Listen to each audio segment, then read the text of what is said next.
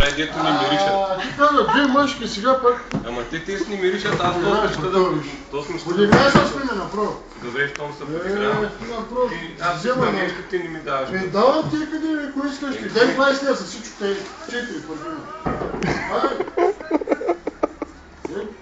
Ама ти си помириш ли? Мириш ли ти стоиш? Да, да просто. Я? Не, да потъркате. Ай. Брат, направо се подиграваш с мен.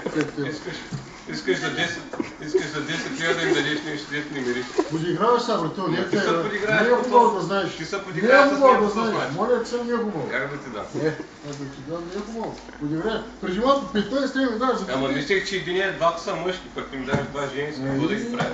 Единия поне да дам на приятелката си поне. Нали нямаше, бе? Тос път, ще има хвалите по заетос. По познамацията ще има, тук, пред. Няма шанс да дам. Дай да ви дай някакви други. Ама само два какво да дадеш. Те миришат еднакво и близки. Само кутийките са различни. Ти май си ги отворил, брат, и само си сменил към това.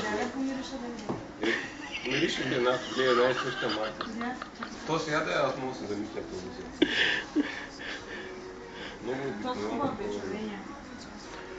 Глата ме заболя. Дай ми за двата 15 трите по 15, значи единия вари 5 лева, щом викаш за 315. Не викаш за 315,